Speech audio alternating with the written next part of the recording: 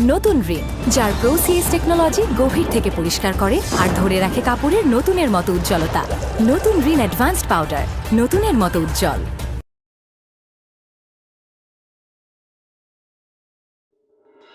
আমি তো কারো আন্ডারে কাজ করবো না, কারো গোলামি করতে পারবো না। তোমাকে কারো আন্ডারে কাজও করতে হবে না, কোনো গোলামিও করতে হবে না। তুমি যেটা করবে সেটা হচ্ছে বিজনেস, কিছু ইনভেস্ট করতে হবে। ইনভেস্ট? ভিলা কিনতেছে? জি ম্যাডাম, ভিলা। ও, কোম্পানির জন্য? না না, কোম্পানির জন্য না ম্যাডাম, ফাদ নিজের জন্য কিনতেছে। তুমি তোমার ভবিষ্যৎ করতেছো নাকি নিজেরে বেঁচে দিছো? তুই একটা ফ্যান্টাসির মধ্যে আছিস, বুঝছিস? আমি তোমার মতো লোভী না। সামির, একদম মুখ সামলায় কথা বল।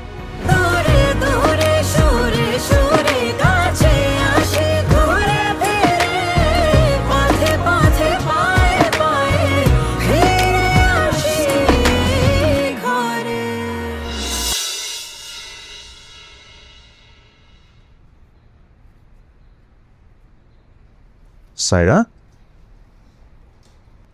কখন আসছো? বেশিক্ষণ হয়নি। বললেই পারতে যে আজকে আসবে, একসাথে চলে আসতাম অফিসে। চলে আসলাম আর কি। ক্যাপাচিনো? আমেরিকানো। দুইটা আমেরিকানো পাঠাবো রুমে। আচ্ছা, আসছো, ভালো হয়েছে Saira. Let be straight. Saira, অফিসের বেশ কিছু টাকা আইডল পড়ে আছে, আর কোন কোন অ্যাকাউন্টে পড়ে আছে সব ডিটেলস তুমি জানো। Of course I know that.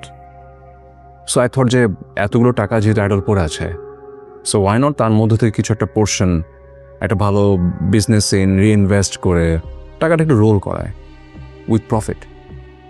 তো suddenly I have got an opportunity যে দুবাইতে যে পাম সিটিটা হলো, ওখানে দুর্দান্ত কিছু লাক্সারিয়াস অ্যাপার্টমেন্ট হচ্ছে, এবং ওই সিটির ডিমান্ড এত বেশি যে উইদিন 6 months এটা থেকে অ্যাটলিস্ট মানে ডাবল প্রফিট বের করা পসিবল। আমি এটা নিয়ে সার্ভে করেছি, স্টাডি করেছি। সেখান থেকে কিছু একটা মানে যে অ্যামাউন্টটা তুমি দেখছো আর কি, ওই অ্যামাউন্টটা আমি ওখানে ট্রান্সফার করে দিলাম। বিকজ আমাকে ডিসিশনটা খুব ইমিডিয়েট নিতে হতো, কারোর সঙ্গে যে কথা বলবো ওই অপরচুনিটি আমার ছিল না। সো যেহেতু একটা পোটেনশিয়াল আছে এই বিজনেসে বা এই প্রজেক্টটাতে, তাই আমি ইনভেস্ট করে দিলাম। আমার প্ল্যান ছিল ওখান থেকে যখন আমি 6 মাস পর প্রফিট পাবো, আমার প্রফিটটা আমি রেখে কোম্পানিকে দিয়ে দিব, আর যেটা প্রফিট থাকলো সেটা আমার, সেটা পার্সোনাল নিউজ, সেটাতে আমি এনিথিং করতে পারি। আমি তোমাকে নিয়ে হানিমুন যেতে পারি, তুমি যা চাও তা করতে পারি, এটা এখন তো আমার টাকা। সো অফিসের একজন ডিরেক্টর হিসেবে, ইনফ্যাক্ট এই ফ্যামিলির একজন মেম্বার হিসেবে এতটুকু রাইটস তো আমি হোল্ড করি না। এখন এই ইনভেস্টমেন্টের জন্য যদি আমাকে আসলে মানে তুমি এক্সপেক্ট করো বা সবাই যদি এক্সপেক্ট করো যে আমার পারমিশন নেওয়ার দরকার ছিল বা কাউকে জানানোর দরকার ছিল, তাহলে আসলে আমার জায়গাটা কই থাকলো? Fahad, it's a good investment. ঠিক করেছো। আমি সরি। না না, সরি হওয়ার কিছু নেই। তুমি তো এই কথাটা আমাকে বাসায় বলতে পারতো, বললেই তো হতো। সাইরা, আমি সবসময় দুইটা জিনিস আলাদা রেখেছি, আমার অফিস একদিকে, আমার কাজ আরেকদিকে। আমি অফিসের কথা কখনো বাসায় বলি না। আর তাছাড়া তুমি তো বলেছিল যে যদি নিজের ইনকামের টাকায় আমি কিছু করতে পারি তাহলে তুমি আমার সঙ্গে হানিমুনে যাবে। সো আই থট নিয়ারেস্ট খুব ভালো কিছু করতে হলে এটা শর্টকাটের মধ্যে খুব ভালো একটা investment. I wanted to surprise you.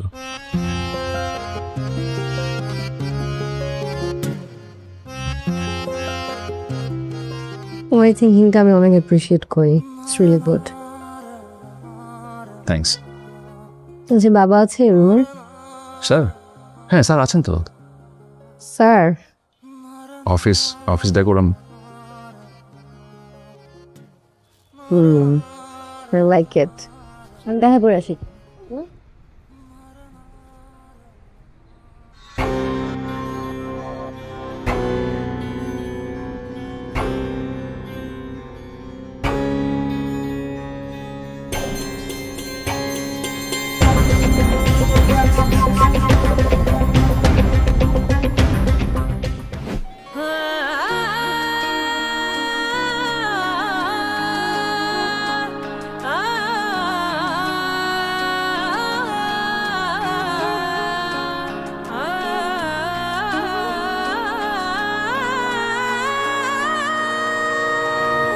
একই সাথে আছি তবু মনে হয় দূরে, কত কথা বলি তবু নেই যে সুরে, অভিমান জমে থাকে অল্প, এটা আমাদেরই গল্প, হায় এটা আমাদেরই গল্প, হায় এটা আমাদেরই গল্প,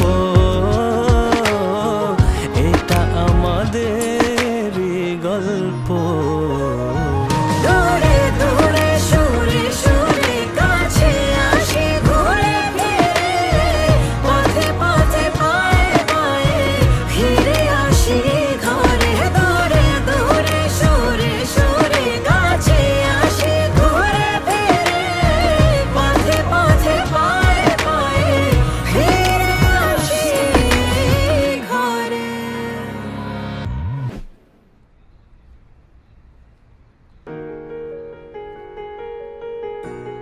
কিরে কখন আসলি? একটু আগে বাবা। Good good. তো কেমন আছিস শ্বশুরবাড়িতে? ভালো, শ্বশুরবাড়ি ভালোই লাগছে। মা খুব আদর করেন, বাবা অনেক শান্ত ভদ্র, ফুপি আছেন, ভালো লাগছে, এনজয় করছি। Good good good. আমি জানতাম যে তুই ওখানে অ্যাডজাস্ট করতে পারবি, তোর শিওর অ্যাডজাস্টমেন্ট হবে ওখানে। ইনিশিয়ালি একটু প্রবলেম হবে আমি জানতাম, বাট আই এম শিওর যে তুই অলরেডি সেট করেছিস। I am so happy. আমি কিন্তু এখন শাড়ি পরি। দেখি দেখি, মাই গড, তো কি কি সুন্দর লাগতেছে। এই শাড়ি পরা করতে গিয়ে শিখলি? Tutorial YouTube. মানে এই ইউটিউবে টিউটোরিয়াল দেখে শিখে ফেলছিস? ঠিক আগে পড়তি কখনো? শিখে গেছি, আমি কিন্তু প্রতিদিনই পড়ি। কবে আসবা আমার বাসায়? তোর শ্বশুরবাড়ি তোর বাসা? হ্যাঁ, আমার তো এখন নতুন একটা ফ্যামিলি হয়েছে, আমারই তো বাসা। Wow, good good. কবে আসবা আমার বাসায়? আসবো, যে হাতে একটু কাজ আছে, এটা জাস্ট একটু ম্যানেজ করি, জাস্ট একটা কল দিয়ে চলে আসবো। বাবা, ফাহাদ ছেলেটা কিন্তু ভালোই। শুরুতে একটু মিসআন্ডারস্ট্যান্ড করেছিলাম, কিন্তু এখন মনে হচ্ছে তোমার ডিসিশনই রাইট ছিল। It's a good choice. Well yeah, আমি ইনিশিয়ালি ভেবেছিলাম যে তোর সঙ্গে হয়তো একটু অ্যাডজাস্টমেন্টের প্রবলেম হবে, বাট আমি একদম কনফিডেন্ট ছিলাম যে তোর সঙ্গে ওর বিউটিফুল একটা আন্ডারস্ট্যান্ডিং হবে। So I am so happy যে তুই ওর সঙ্গে অ্যাডজাস্টেড অলরেডি। আচ্ছা শোন, আজকের দিনটা চল আমরা সেলিব্রেট করি, তুই আমি আর ফাহাদ। চল আমরা বাইরে কোথাও লাঞ্চ করি। ওকে বাবা। তোর কি কুইজিন পছন্দ? As if you don't know. I know, yes, continental and beef steak. Yes. Good, good, good. আমার মনে আছে। In fact, I also like T-bone steak. All right, তুই কি স্টেকও রান্না করিস নাকি আমার শ্বশুরবাড়িতে? শ্বশুরবাড়িতে রান্না করি না, রান্নাঘর অনেক গরম। All right, তুই তো রান্না করে কখনো গেছিস কি? আমাদের বাসায় তো করি, ওই রান্নাঘরে অনেক গরম। ও আচ্ছা আচ্ছা, এনিওয়ে ওইটাও অ্যাডজাস্ট করে ফেলবি। চল তাহলে আমি একটু হাতের কাজটা ম্যানেজ করে নিই, তারপর আমরা লাঞ্চে যাবো। ওকে, Sure. অলরাইট।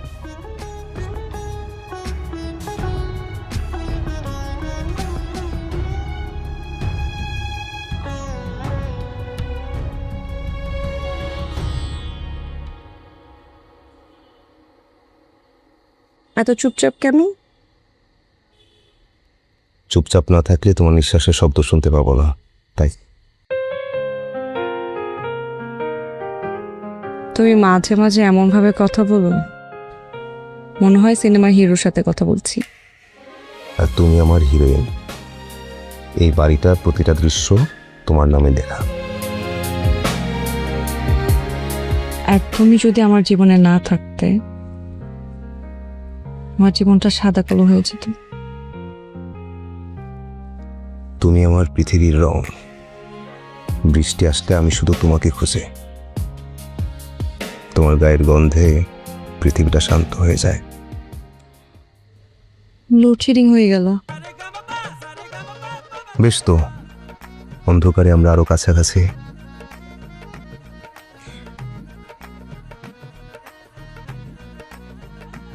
তুমি সবসময় এভাবে কথা বলো কেন?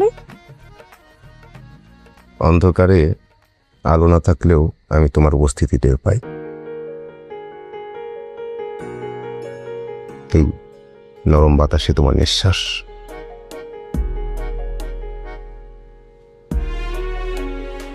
আজকে পুরো কবিদের মতো কথা হচ্ছে। আমি কবি নই, তবু কাব্যের ভাষায় বলবো আজ, আমাকে তুমি লিখে রাখো তোমার হাসিতে প্রতিদিনের জীবনে।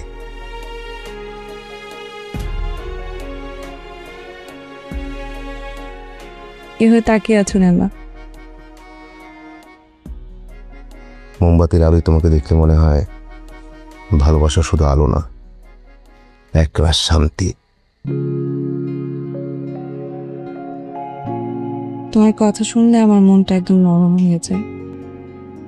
এই নরম মনটাই তো আমার আশ্রয়। জানি না কি কারণে তোমায় এত ভালোবাসি, বুঝি না কেন। কতক্ষণ থাকে এই লোডশেডিং? ঠিক নাই, কখনো 1 ঘন্টা, কখনো 4-5 ঘন্টা। What? Oh my God, generator লাগাও না কেন? হোয়াট? কি জেনারেটর? জেনারেটর কেন লাগবে? ফাহাদ, সেই এসি না চলুক, কমপক্ষে একটা ফ্যান তো চলা উচিত। আমারই তো নিঃশ্বাস নিতে কষ্ট হয়ে যাচ্ছে, মায়ের কি অবস্থা চিন্তা করুন। আরে মাকে নিয়ে টেনশন করো না, এভরিথিং ইজ ফাইন, আমরা অভ্যস্ত তো, ব্যাপার না। মানে এটা তো বেসিক নিড, অভ্যস্ত মানে কি? মায়ের কমফোর্টের কথা চিন্তা করবো না তুমি? সেটাই বলছি, আমাদের তো কখনো প্রয়োজন মনে হয় নাই। ফাহাদ, প্রয়োজন মনে করলেই প্রয়োজন, না করলে প্রয়োজন না। সেটাও রে,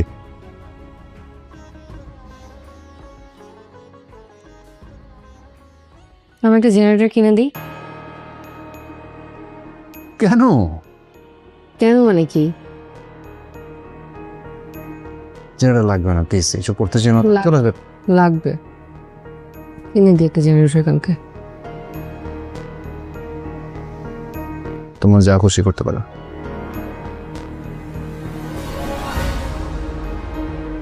কতবার করে বলতেছি যে আরেকটা আইপিএস কিনে দেন। আমি আর কোনো আইপিএস কিনে দিতে পারবো না তোমাকে, এর আগে তো একটা কিনে দিয়েছি, রাখতে পেরেছ? আরে মানুষেরই 1 সেকেন্ডের ভরসা নাই, আর ইলেকট্রনিক্স জিনিস ওইটার উপর কি আমার হাত আছে? হ্যাঁ, শুনেন না, এসব কথা বাদ দেন।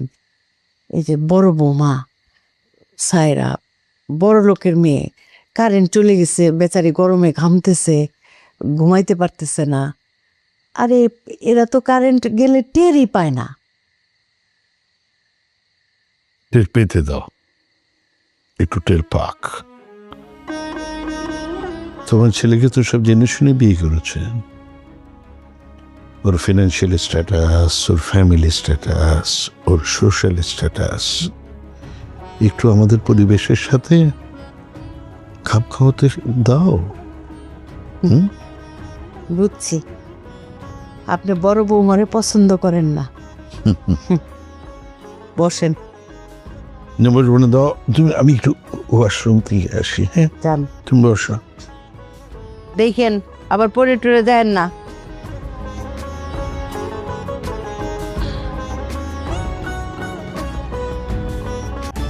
নতুন রিন, যার প্রোসিএস টেকনোলজি গভীর থেকে পরিষ্কার করে আর ধরে রাখে কাপড়ের নতুনের মতো উজ্জ্বলতা। নতুন রিন অ্যাডভান্সড পাউডার, নতুনের মতো উজ্জ্বল। মা, আম্মা। কি আম্মা, কিছু লাগবে? খিদা লাগবে তোমার? নাস্তা দিতেছি। এটা ধরেন, একটা জেনারেটর কিনে নেবেন। কালকে সারা রাত কারেন্ট ছিল না, আপনি কিভাবে ঘুমাইছেন? আমার সারা রাত টেনশন হয়েছে, আপনি তো অসুস্থ হয়ে যাবেন এভাবে রেগুলার হতে থাকলে। তুমি সারা রাত তুমি আমার কথা চিন্তা করছো? হ্যাঁ, আমি তো সারা রাত চিন্তা করছি যে কত বড় বাড়ির মেয়ে তুমি, এসি জেনারেটরের মধ্যে থাকো, কারেন্ট নাই, তুমি কিভাবে ঘুমাইতেছো, কত কষ্ট করতেছো, আর সেই তুমি আমার কথা চিন্তা করছো? মারে, আমার কথা তো কোনোদিন কেউ চিন্তা করে নাই। আমার এটা লাগবে না, আমার জেনারেটর পাওয়া হয়ে গেছে, আমি অনেক খুশি হয়ে গেছি। কিন্তু এটা রাখেন, জেনারেটরটা কিনে নেন। এরকম সারাক্ষণ কষ্ট করা যাবে না, আপনি অসুস্থ হয়ে যাবেন। মা আমার লজ্জা লাগে, এতগুলা টাকা খরচ করব, আমার লজ্জা লাগে, তুমি রাখো। জেনারেটর লাগবে না, আমি তোমার রুমে একটা আইপিএস লাগাই দিই, তুমি এতগুলা টাকা খরচ করো না। মা, আপনার আরাম, ঘুম, সুস্থতার কাছে এই টাকা কিছুই না। আপাতত এমন একটা জেনারেটর কিনেন যেটা দিয়ে একটা লাইট আর সব ঘরে অ্যাটলিস্ট ফ্যানটা চলবে। আমার আরাম, ঘুম, সুস্থতার কথা চিন্তা করো তুমি। জীবনে কেউ চিন্তা করে নাই আমার আরাম কেমনে, আমার ঘুম কেমনে, আমার সুস্থতা কেমনে। তোমার আমি সারা জীবনের দোয়া দিলাম মা, অনেক দোয়া দিলাম, তুমি অনেক সুখে থাইকো, শান্তিতে থাইকো, রাজকুমারী হয়ে থাইকো তুমি। আর কষ্ট করতে হবে না কারো। মা, ঠিক আছে।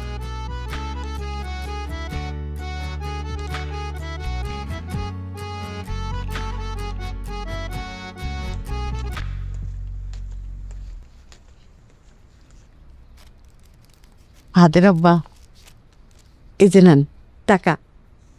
কিসের টাকা? আপনি মার্কেটে যান, এই টাকা দিয়া খুব সুন্দর দেখে একটা জেনারেটর কিনে নিয়ে আসবেন, বাসায় জেনারেটর লাগাবেন। এই টাকা তোমাকে কে দিল? এই টাকা দেওয়ার তো মানুষ এই বাড়িতে একজনই আছে, ওই যে সোনার ডিম পাড়া আমার সোনার টুকরা ছেলে ফাহাদ। ফাহাদ টাকা দিয়েছে? ফাহাদের বউ, আমার রাজকুমারী বৌমাই টাকা দিছে। চিন্তা করেন, কালকে সারা রাত কারেন্ট ছিল না, আমি আরো চিন্তা করছি, আহারে বড় লোকের মেয়েটা এত কষ্ট করতেছে, কেমনে ঘুমাবে ও আরো আমার কথা চিন্তা করছে। আমার বলে কি, আম্মা আপনি সারা রাত ঘামছেন, আপনি ঘুমাইতে পারেন নাই, আম্মা এই টাকা নেন, আব্বারে বলবেন সুন্দর দেখে একটা জেনারেটর কিনে আনতে, তারপর আপনারা আরামে ঘুমাবেন, আর কোনোদিন ঘামতে হবে না। আম্মা চিন্তা করো, এটা হচ্ছে বংশীয় ঘরের মেয়ের পরিচয়। শ্বশুর শাশুড়ির কথা চিন্তা করছে। যাও তাড়াতাড়ি যাও। কথা শেষ? শেষ। এখন আমার দু একটা কথা শোনো। বলেন। আমার এমন কোনো মানসিক বিকৃতি ঘটেনি যে ছেলের বউয়ের কেনা জেনারেটরে ফ্যানের বাতাস খাবো। তুমি যদি এই বাড়িতে আমাকে দেখতে চাও তাহলে এই টাকাটা এক্ষুনি তোমার ছেলের বউকে ফেরত দিয়ে আসবে, এক্ষুনি।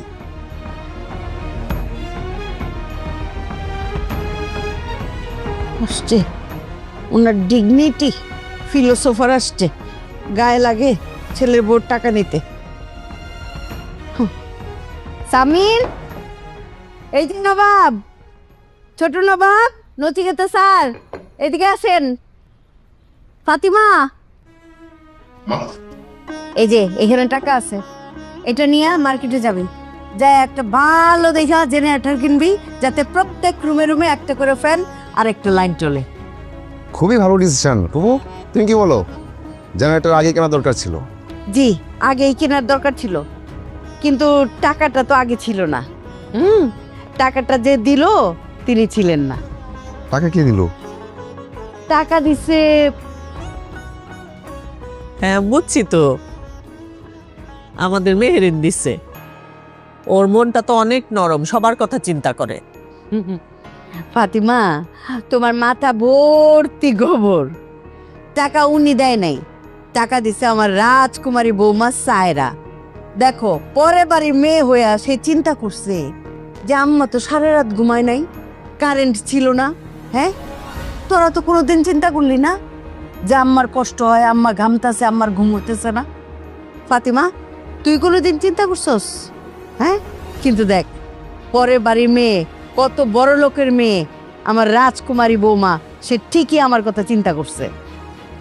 যা মার্কেটে যা। ধরো, আমি পারবো না, তোমার রাজকুমারী বৌমাকে বলো কিনে নিয়ে আসতে। ওরে বাবা, কি ইগো প্রবলেম! হ্যাঁ, দেখছেন আপনার স্বামীর কত বড় ইগো।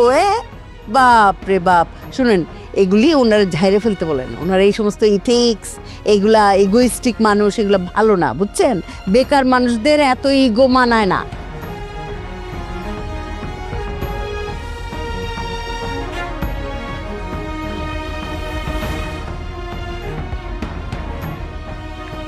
বৌমা, জি মা, কি করতেছিলা? ব্যস্ত ছিলা? না, আমি ফোনে একটু অফিসের কাজ। ও মা, তুমি কিছু মনে করবে না মা? তুমি যে জেনারেটর কেনার জন্য টাকা দিচ্ছ, আমি খুব খুশি হয়েছি, কিন্তু তোমার শ্বশুর বলছে কি এই টাকাটা তোমার ফেরত দিতে। তুমি মনে কষ্ট পাও না মা, তোমার শ্বশুর কিন্তু খুব অন্যরকম মনের মানুষ। মানে উনি সারা জীবন, ওনার আদর্শই অন্যরকম। উনি মানে ওনার এথিক্সে এটা যায় না। উনি কথায় কথায় বলে শোনো না যে ওনার ডিগনিটি অন্যরকম, ওনার পরিচয়টাই অন্যরকম। আসলে উনি মানুষটাই এরকম। কিন্তু মা, আমি আমি কিন্তু খুব খুশি হয়েছি, খুব খুশি হয়েছি। কারণ আমার সন্তানরা তো কখনো চিন্তা করে নাই যে কারেন্ট চলে যায় আমার মা কি ঘুমায় কি ঘুমায় না। তুমি পরের বাড়ি মেয়ে হয়ে আমার কথা চিন্তা করছো, তোর শ্বশুরের কথা চিন্তা করছো। আমি তোমার অনেক দোয়া দিলাম মা। তুমি তোমার বাবার সংসারে রাজকুমারী ছিলা, তুমি যেন তোমার স্বামীর সংসারে রাজকুমারী থাকতে পারো। আমি অনেক দোয়া দিলাম তোমার, তুমি না ওইটা বললে খুশি হইতাম না। আমি জানি, আমি এমনিতে অনেক খুশি, তোমার শ্বশুরও অনেক খুশি। তো ওনার উপরেও কোনো রাগ রাখো না।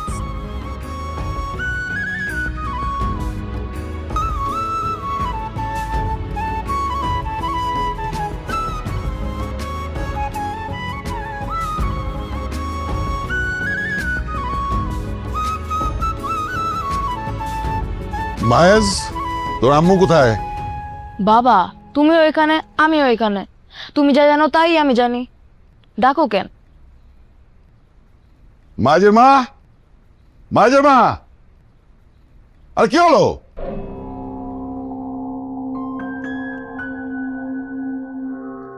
এক কাপ চা আনতে এতক্ষণ লাগে?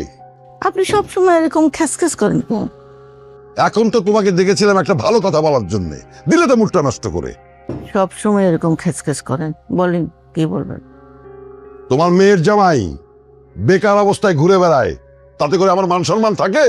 লোকজন আমাকে জিজ্ঞেস করে জামাই কি করে, আমি কিছুই বলতে পারি না। এখন তোমার এই বেয়াদব মেয়েকে ফোন দিয়ে বলো জামাই কি করতে চায়, ব্যবসা না চাকরি, সেটা আমি অ্যারেস্ট করে দিচ্ছি। এক্ষুনি ফোন দাও।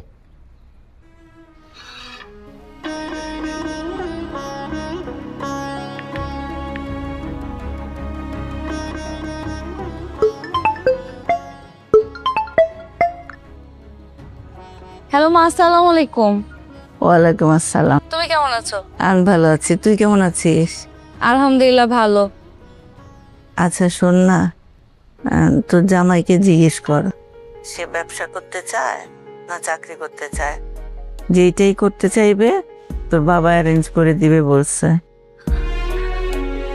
এটা তো খুব খুশির সংবাদ। আচ্ছা মা, আমি এখনই কথা বলে তোমাকে জানাচ্ছি। হ্যাঁ ঠিক আছে। কি বললো? কথা বলে জানাবে বললো। এত খুশি যে কি ঘটনা? মা বললো যে উনি তোমার একটা ব্যবস্থা করে দিবে। উনি কে? আরে আমার সৎ বাবা। কি ব্যবস্থা? উনি বলতেছে যে তুমি চাকরি অথবা ব্যবসা কোনটা করবা সেটা করো, সে তোমাকে হেল্প করবে। এখন উনি তো জানে না যে তুমি চাকরি করবা না, চাকরি পছন্দ করো না। যেহেতু তুমি ব্যবসা পছন্দ করো, এই জন্য উনি তোমাকে ব্যবসা ক্ষেত্রে যে পরিমাণে ইনভেস্ট লাগে সেটা করে দিবে। সো তুমি একটা ব্যবসা শুরু করো।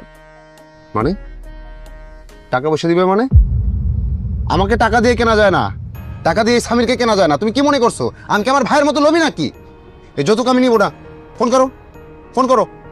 যে আমাকে নিয়ে ভাবতে হবে না, ফোন করো, বলো।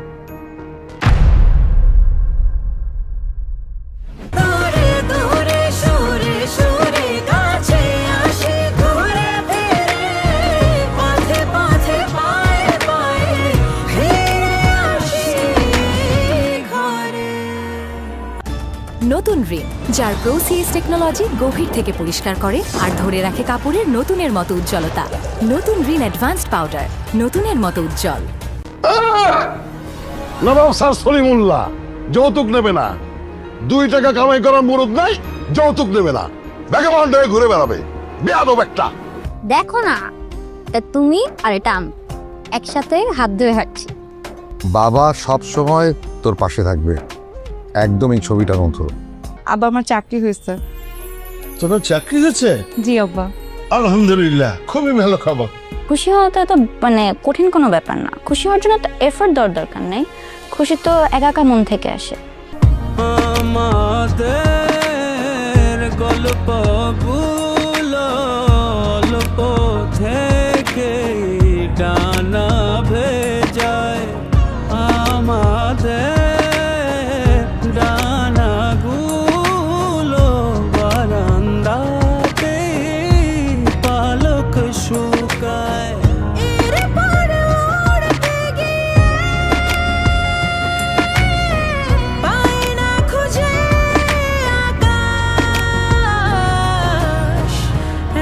সাথে আছি তবু মনে হয় দূরে, কত কথা বলি তবু নেই যে সুরে, অভিমান জমে থাকে অল্প, এটা আমাদেরই গল্প, এটা আমাদেরই গল্প, এটা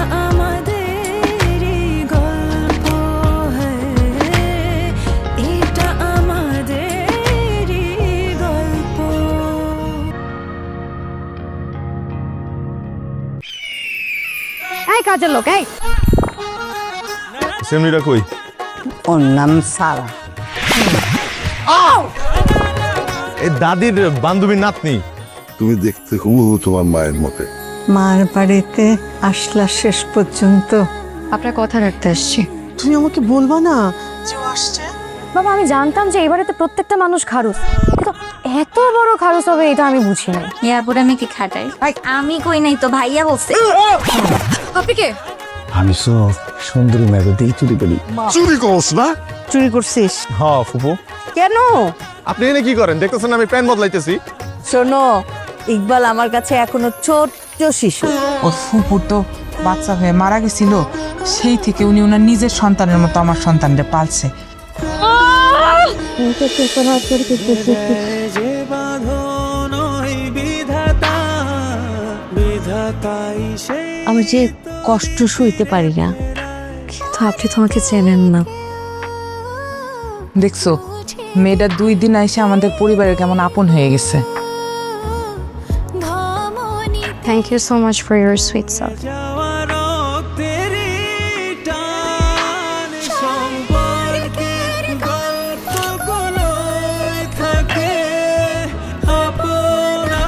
কি দেখছেন? তোমারে দেখি। সম্পর্কের টান কখনো কখনো সময়ের ধুলে ঢেকে যায়। মিস করবো তোমারে, তুমি চলে গেলে। যাকে এত বছর ত্যাগ করেছেন তাকে কি এখন টাকা দিয়ে কিনতে চাচ্ছেন? মা প্লিজ তুমি ওকে একটু দেখাও। এখন তো মনে হচ্ছে কি জানেন, আপনাকে বিশ্বাস করাই আমার ভুল হয়ে গেছে। তাই বলে আমি মেয়েকে দেখবো না? ওর সাথে একটা কথাও বলবা না? মানে ওনার সাহস হয় কি করে যে আমাকে তোমার এক্স ওয়াইফের সাথে কথা বলাতে দিবে? কাউকে কিচ্ছু বলার দরকার নেই, জাস্ট চলে আয়।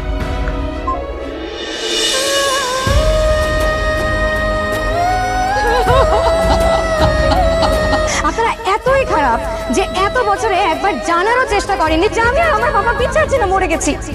আমাকে না বলে চলে গেল।